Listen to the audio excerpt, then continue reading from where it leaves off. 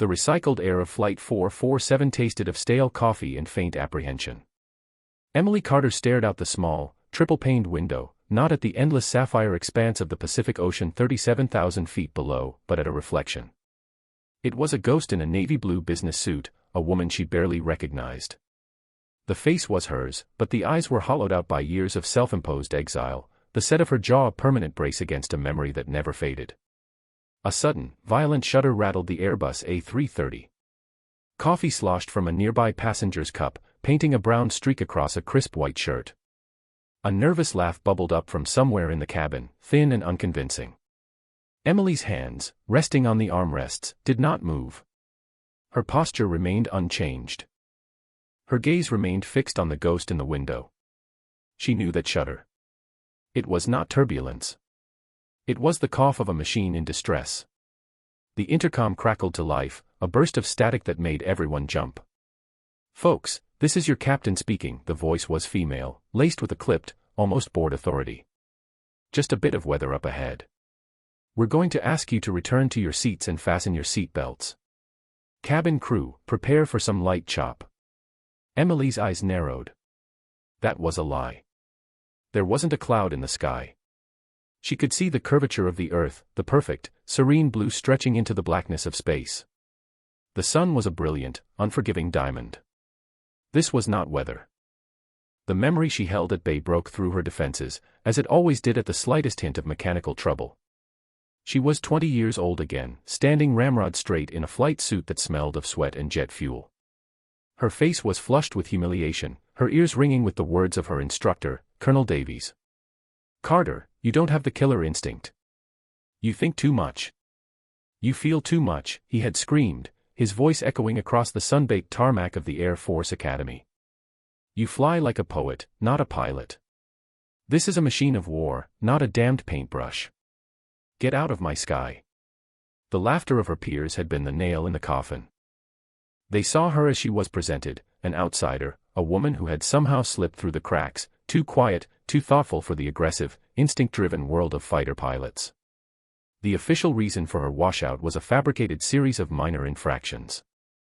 The real reason was that she had refused an order she deemed unnecessarily reckless during a training exercise, a choice that saved a multi-million-dollar aircraft but bruised a powerful man's ego. She was quietly and shamefully dismissed. Now, 15 years later, she was a successful logistics consultant, a master of supply chains and efficiency reports. She lived her life on the ground, a self-inflicted punishment. She flew only when she had to, always as a passenger, always in a state of quiet, vigilant misery. She built an empire of spreadsheets and contracts, a fortress of predictability to keep the chaos of the sky at bay. Another shudder, harder this time. A low groan of stressed metal vibrated through the floor, a sound Emily felt in her teeth.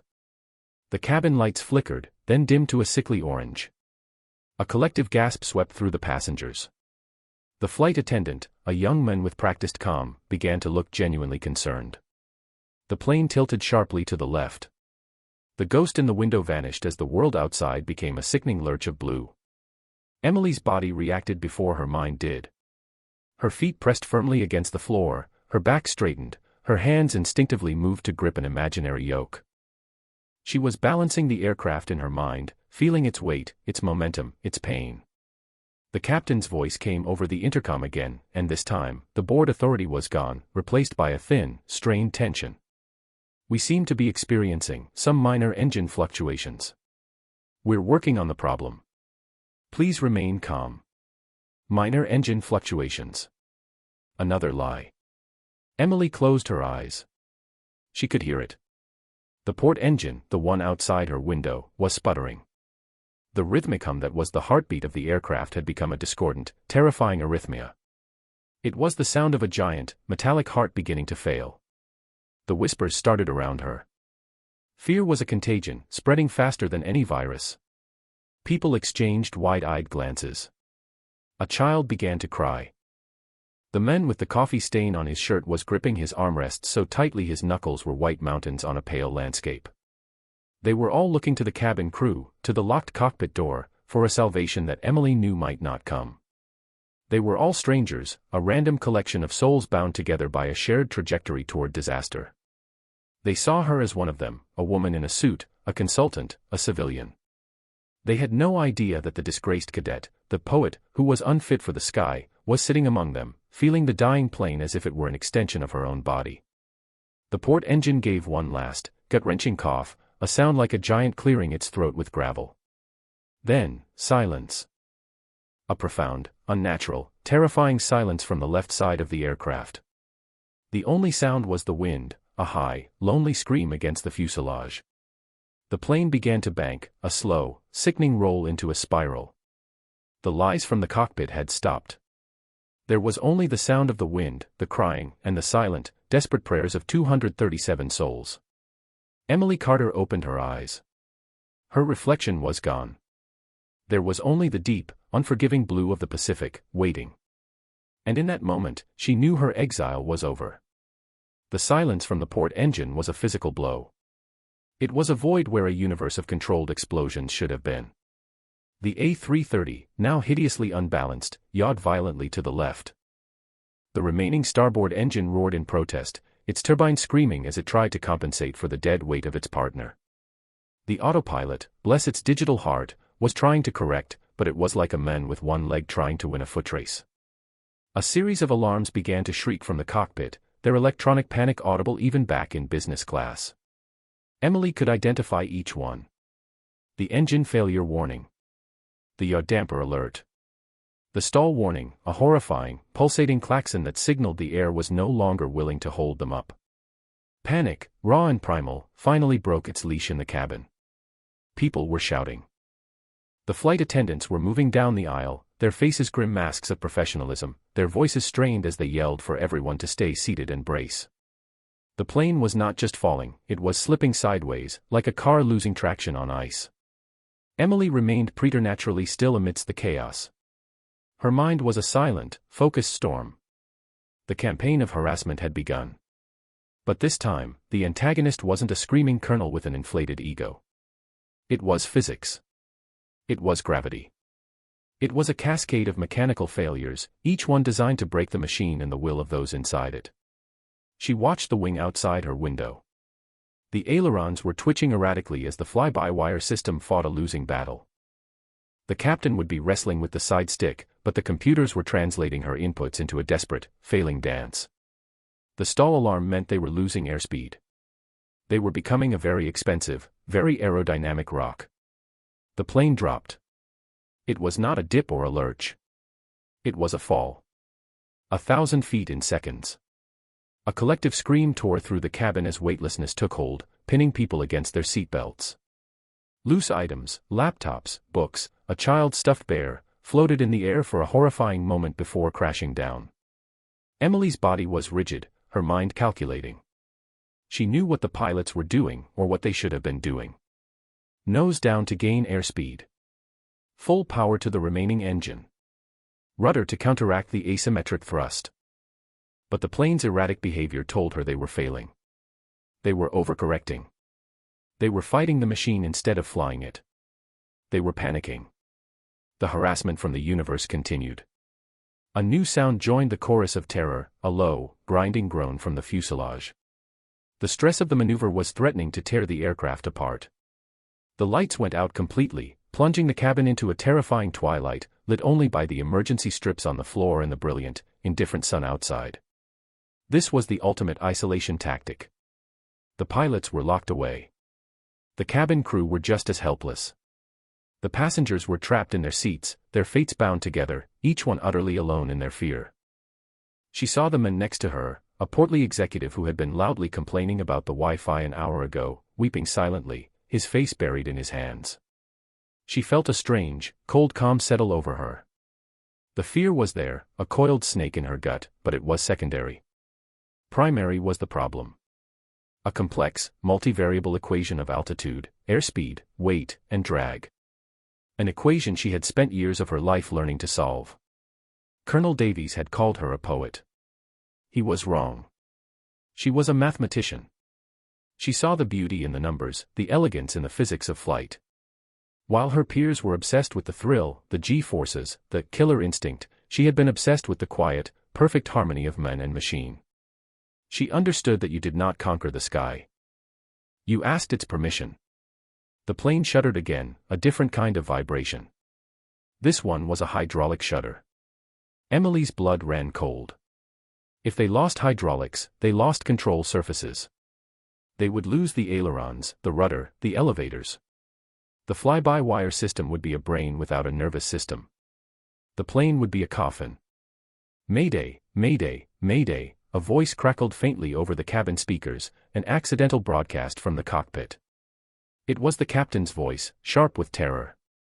Oceanic Air 447, Engine 1 failure and flameout, we have a complete loss of control, we are in an unrecoverable spin. Unrecoverable. The word hung in the air, a death sentence. This was it. The breaking point. The moment the antagonist, the unforgiving sky, was supposed to win. The moment everyone was supposed to surrender to the inevitable.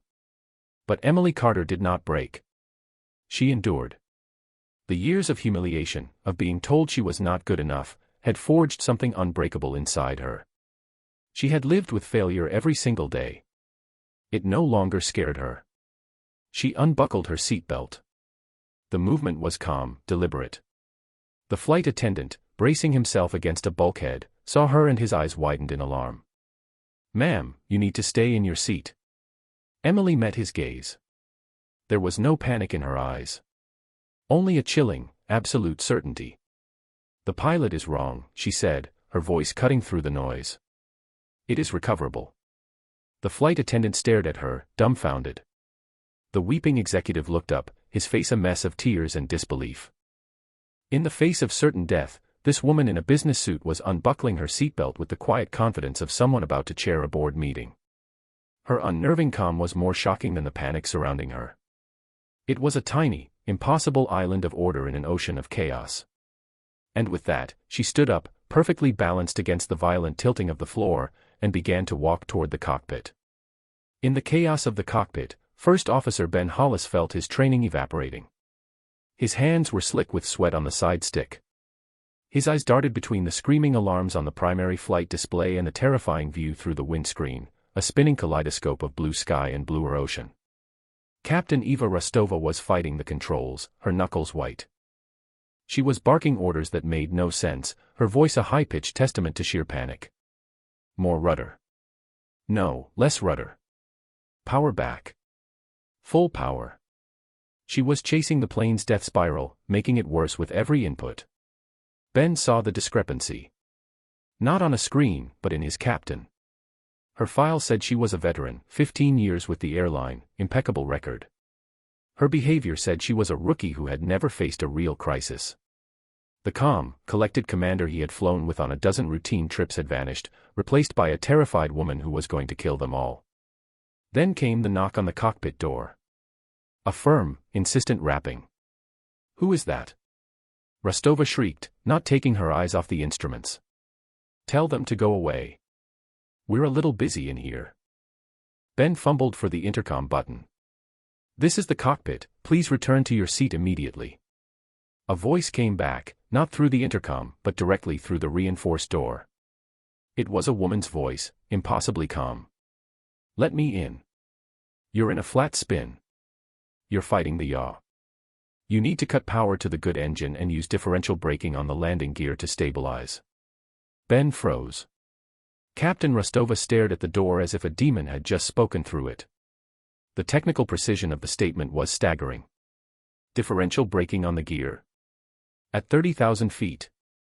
It was an insane, unorthodox, last-ditch maneuver from the annals of test pilot theory. It was also, Ben realized with a sudden, chilling clarity, probably their only chance. "Who the hell is that?"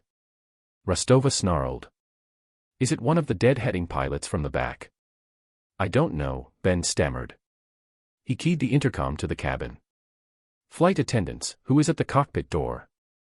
The reply came from the senior flight attendant, his voice breathless. "It's a passenger. A woman. She says she can fly the plane."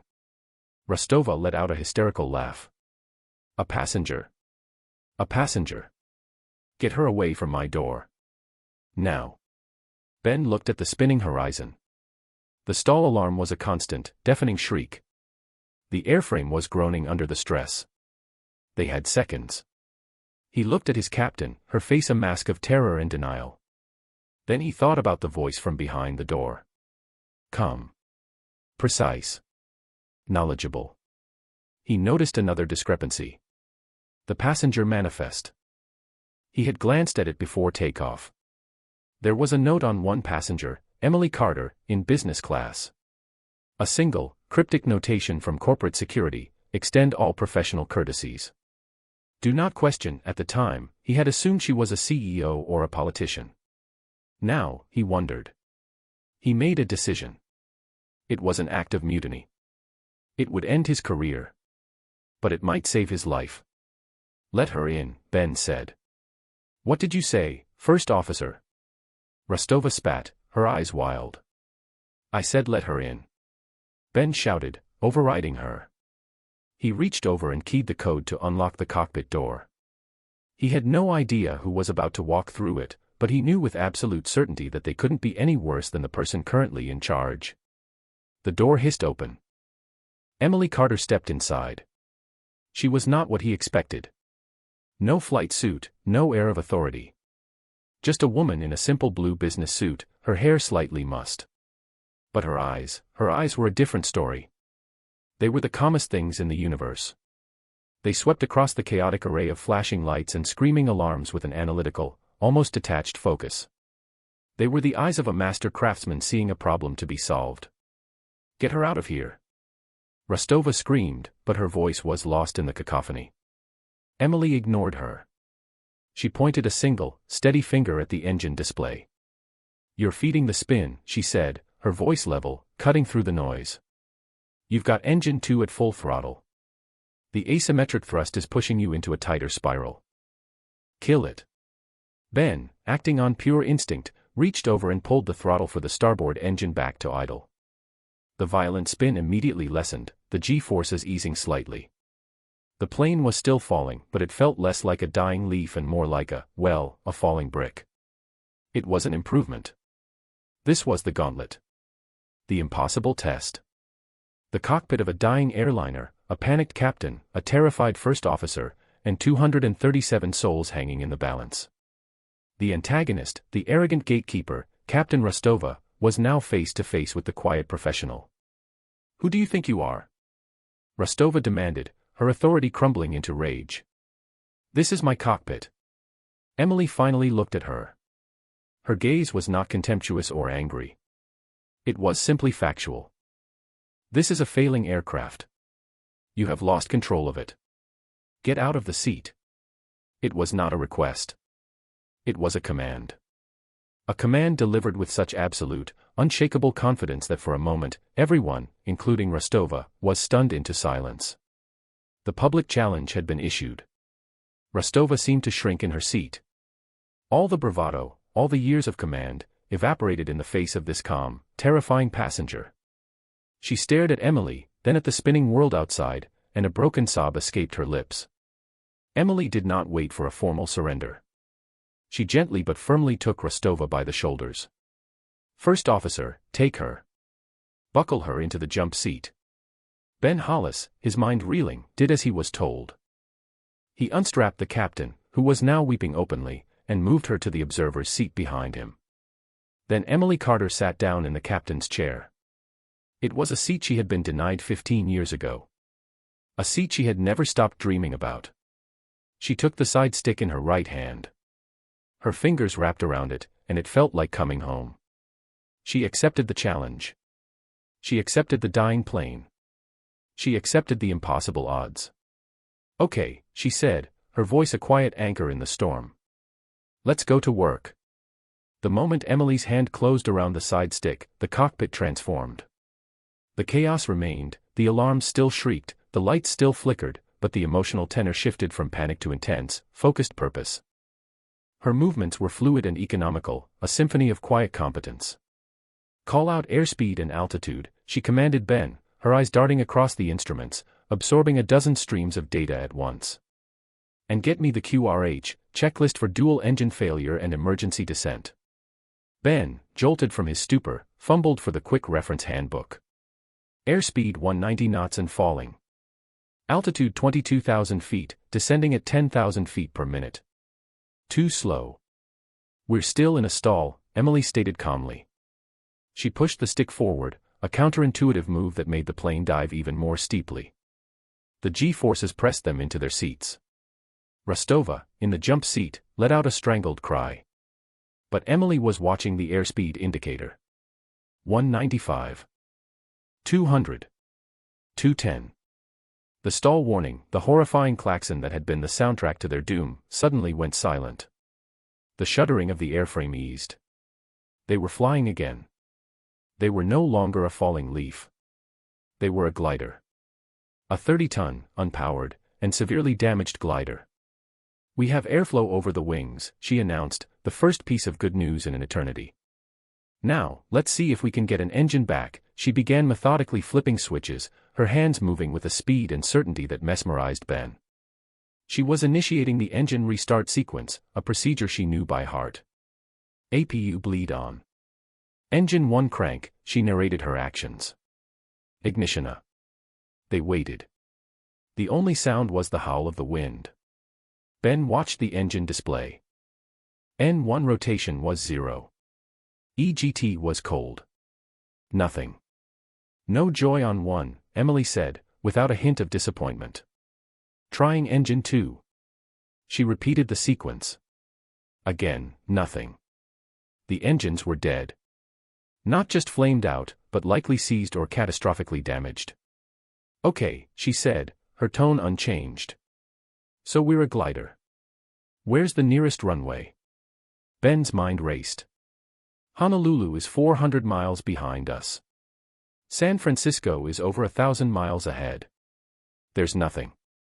Midway Atoll, maybe. It's a small military strip, 600 miles south. Emily shook her head. We'll never make it. At our current glide ratio, we have maybe 120 nautical miles of range. If we're lucky, she looked at the navigation display.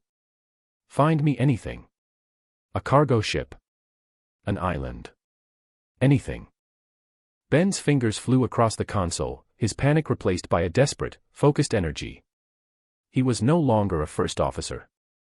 He was a subordinate, following the lead of a true commander. He zoomed out the map. There was nothing but an endless, empty blue. There's nothing, ma'am, he said, the word ma'am coming out instinctively. It's just water. A low, guttural sob came from behind them. We're going to die, Rostova whispered. We're going to ditch in the ocean. Emily didn't even turn around. No one is ditching anything, she said, her voice like steel. She banked the plane gently, a long, slow turn. We have altitude. Altitude is time. Time is options. Let's work the problem. Then came the next blow. A new alarm, a low-frequency whoop, whoop, whoop, accompanied by a red light. Hide quantity low. Hydraulic fluid quantity low. Ben felt his heart plummet. We've lost primary hydraulics. I can feel it, Emily said, her muscles straining slightly against the side stick. Controls are sluggish.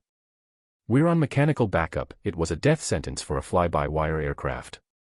The A330 was designed to be flown by computers translating pilot inputs into hydraulic action. The backup was rudimentary, offering only the most basic control. This was the spectacular performance. Not a flashy maneuver, but a slow, grinding battle against a machine that was actively trying to die. Every input she made was a negotiation with a stubborn, crippled beast. She was flying not just with her hands, but with her entire body, feeling the vibrations through the seat, sensing the strain on the wings, listening to the pitch of the wind. She was flying like a poet. She was feeling the aircraft, understanding its pain, and coaxing it to live, just for a little while longer. She wasn't fighting it. She was guiding it. Ben watched in stunned silence. He had seen simulator sessions of this scenario. Every single one ended in a catastrophic loss of control. No pilot he knew could handle a dual-engine failure compounded by a loss of primary hydraulics in a heavy jet. It was considered an unrecoverable state. Yet here was this woman, this passenger in a business suit, holding the plane steady. She was making tiny, precise adjustments, keeping the wings level, managing their descent to maximize their glide. It was a legendary display of airmanship, happening in total anonymity, witnessed only by a disgraced captain and a humbled first officer. "There," Emily said suddenly, pointing. Ben leaned forward, squinting. On the horizon, a tiny, dark speck. He zoomed the navigation display all the way in. It was a blip, uncharted, unnamed. An island. "It's not on the charts," he said, confused. "I don't care if it's on the charts," Emily replied. "It's land. Get me a distance and bearing." "Bearing 2905. Distance, 60 miles. Emily did a quick calculation in her head. "We're at 18,000 feet. Glide ratio is about 20 to 1. We'd need to glide 180 miles from this altitude. We can't make it." Ben's hope, which had flared for a moment, died. "So we're short." "We're short if we fly by the book," Emily said. A strange, small smile touched her lips. "Good thing I never much cared for the book." She did something then that made Ben's blood run cold. She put the plane into a shallow dive, and then pulled up sharply, a maneuver that bled precious airspeed but gained them a few hundred feet of altitude in a parabolic arc. It was a classic dogfighting move, a way to trade speed for height. It was also incredibly dangerous in a commercial airliner. Then she did it again. And again. She was porpoising, flying the massive Airbus like a small stunt plane, using dynamic soaring techniques to stretch their glide. It was insane. It was brilliant. It was beautiful. The island grew on the horizon, from a speck to a smudge, then to a tangible shape. It was a volcanic island, a craggy peak of black rock rising from the sea. And nestled at its base, Ben could just make out a thin, gray line. A runway. "It's Johnston Atoll," Ben breathed, realization dawning. "It's a decommissioned military base. It's not on the civilian charts because it's a wildlife refuge now. It hasn't been used in years. Does it look long enough?" Emily asked, her voice tight with concentration. The plane was bucking now, the controls fighting her with every yard they gained. "Looks like about 9,000 feet, Ben estimated. It's long enough. But we have no power, no hydraulics to speak of. No flaps, no spoilers. We have gravity and we have a runway," Emily said. "It will have to be enough." They were on final approach now, the black rock of the island rushing up to meet them. The runway was a narrow strip of hope. Emily was wrestling the plane, her face beaded with sweat. Without flaps, their landing speed would be dangerously high. Without spoilers or reverse thrust, stopping would be nearly impossible. "Gear down," she commanded. Ben lowered the landing gear. It dropped with a heavy, clunking thud, held down only by gravity. The plane sank like a stone. They were coming in too fast, too steep. An alarm blared, "Terrain, terrain, pull up." "This is it," Rostova whimpered from the back. But Emily was in her element. She pulled back on the stick with all her strength, a long, slow flare that seemed to last an eternity. She was trading the last of their altitude for a decrease in speed, trying to get the nose up just before impact. The runway rushed toward them. Ben braced for impact. He closed his eyes. The touchdown was not a landing. It was a controlled crash. The tires screamed as they hit the tarmac at over 200 knots. The plane bounced once, hard, a jolt that felt like it would snap the fuselage in two. Then it settled, careening down the runway like a runaway train. Emily's feet were a blur on the rudder pedals, fighting to keep them straight. She was using the brakes, but without hydraulics, they were weak, ineffective. The end of the runway was approaching fast. Beyond it was the ocean. "It's not enough. We're not going to stop," Ben yelled. Emily did not answer. Her eyes were fixed on the end of the runway. Her hands were firm on the controls. The plane hurtled onward. 2,000 feet of runway left. 1,000. 500. With a final, deafening groan of tortured metal, the Airbus A330 screeched to a halt. Its nose was hanging just 10 feet over the edge of the tarmac, the deep blue Pacific churning below. Silence. A profound, absolute silence filled the cockpit. The only sound was the ragged breathing of the three people inside. Ben Hollis slowly unbuckled his seatbelt. He turned and looked at the woman in the captain's seat. Her hands were still on the side stick, her knuckles white. A single tear traced a path through the grime on her cheek. The performance was over. Stunned silence was the applause. They were alive. Against all odds, against all logic, against the very laws of physics as he understood them, they were alive. And it was all because of the passenger. The quiet professional. The poet who flew. The emergency slides deployed with a series of loud hisses, blossoming like grotesque yellow flowers against the black volcanic rock. The evacuation was orderly, surreal. Passengers, dazed and weeping with relief, slid down to the cracked, weed-strewn tarmac of the abandoned airfield. They huddled together, a small tribe of the resurrected, staring in disbelief at the massive, wounded bird that had been their potential coffin. Within an hour, the sky began to fill with the sound of rotors. Coast Guard helicopters, dispatched from Hawaii, descended like guardian angels. They brought water, medical supplies, and satellite phones.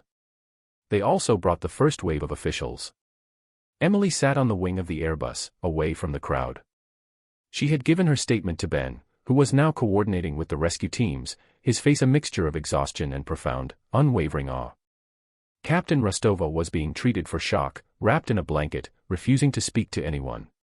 The questions would come soon. The NTSB, the FAA, the airline. There would be inquiries, hearings, endless reports. Her anonymity was about to be shattered. The ghost of the disgraced cadet was about to be dragged into the harsh light of day. She felt a familiar dread coiling in her stomach. A man in a crisp, dark blue flight suit approached her. He had 4 stars on his collar. He was tall, with iron-gray hair and a face carved from granite.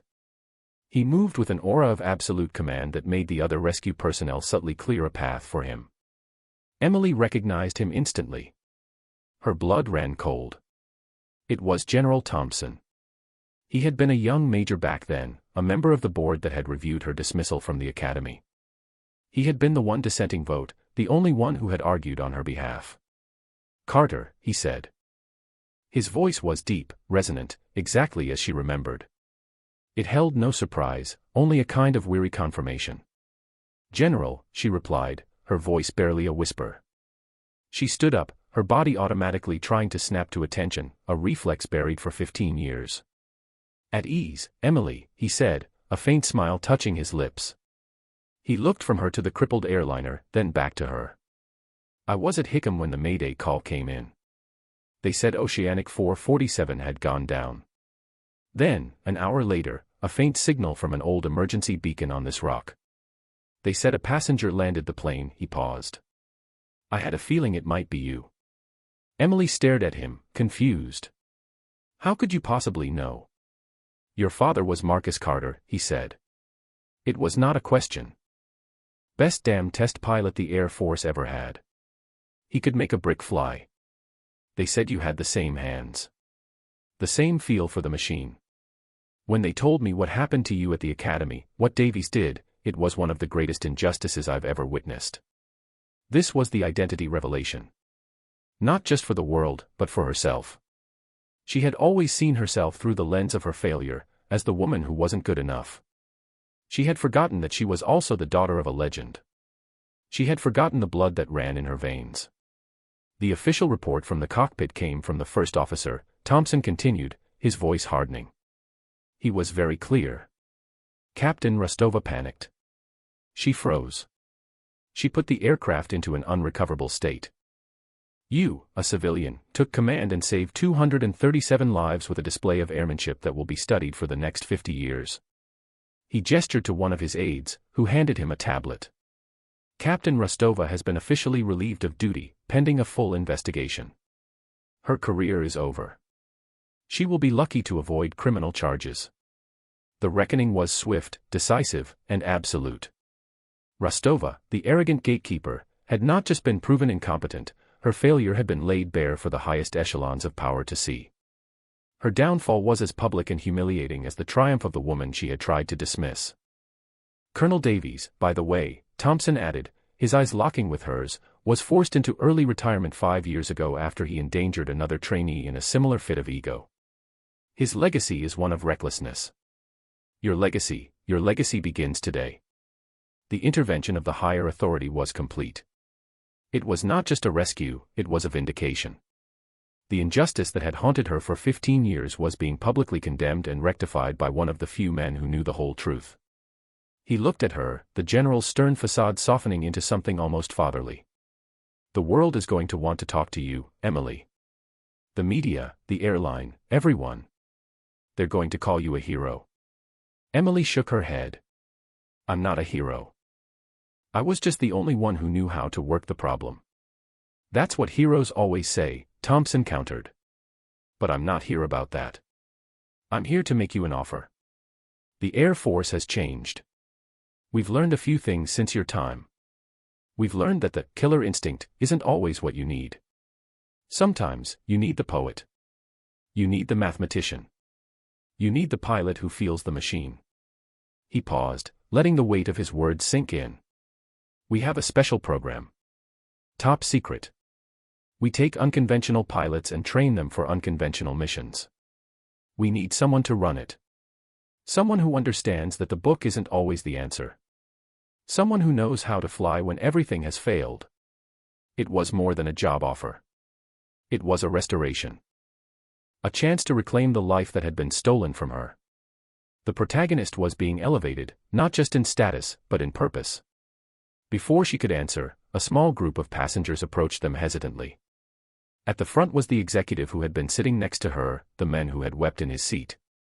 His expensive suit was wrinkled and torn, his face streaked with grime. He looked humbled, broken, and profoundly grateful. He stopped in front of Emily, his eyes welling with tears. He didn't say anything.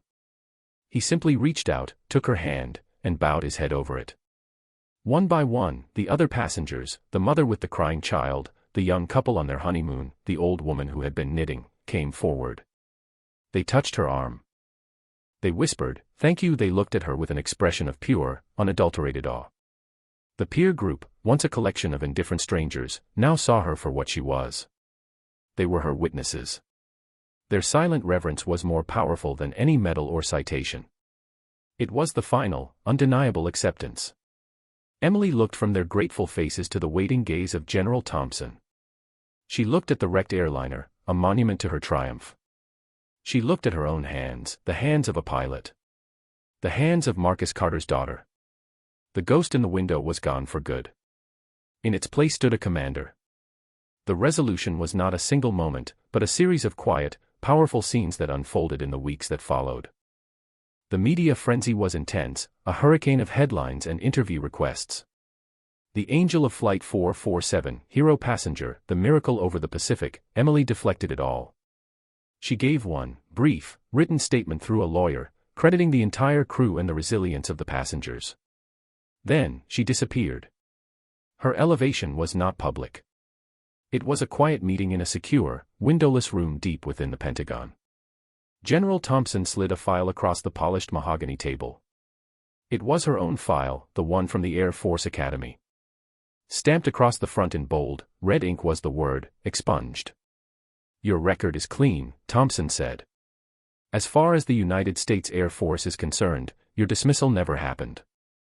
You are reinstated at the rank of major, effective immediately, on detached duty to your new command." The new command was codenamed Project Icarus. It was an experimental flight school, housed at a remote base in the Nevada desert. Its purpose was to find and train pilots who didn't fit the traditional mold. The washouts. The troublemakers. The ones who thought too much, who felt too much. The poets. Emily accepted. She traded her business suits for flight suits once more. The fabric felt like a second skin, a part of her she had denied for too long. She didn't return to the world of fighter jets. Her new domain was one of strange, experimental aircraft, of high-altitude gliders and hypersonic drones.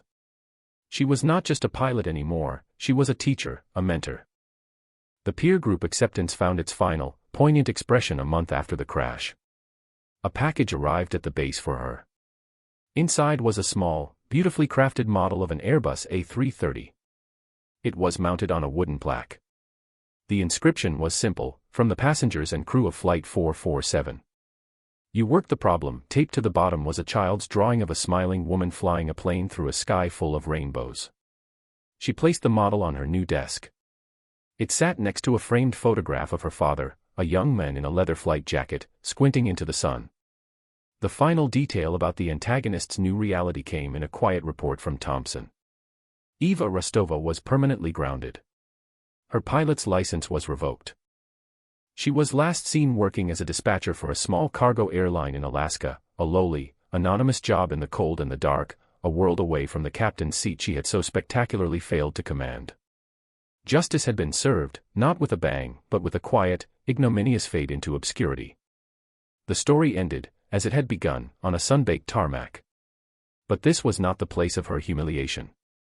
This was her new kingdom. A line of young, nervous recruits stood before her. They were a motley crew, a former video game champion with impossibly fast reflexes, a quiet young woman who was a certified genius in fluid dynamics, a hot-headed young man who had washed out of the academy for insubordination. They were all brilliant. They were all outsiders. They were all her kind of people. Emily Carter stood before them, not as a major, not as a hero, but as a pilot. The desert wind whipped at her flight suit. Her eyes, no longer hollow, were clear and sharp, scanning the faces of her new charges. "My name is Major Carter," she said, her voice carrying easily over the wind. "Everything you have been taught about flying up to this point is probably wrong. You've been told not to think, but to react. You've been told to follow the book. You've been told to have a killer instinct." She paused, letting her gaze rest on each of them. "I am here to teach you how to think. I am here to teach you what to do when the book is useless. And I am here to teach you that it is not a killer instinct that will save you when your engines fail 37,000 feet over the ocean." She pointed up at the vast, empty blue sky above them. "It's a poet's heart. Welcome to Project Icarus. Now, let's go to work."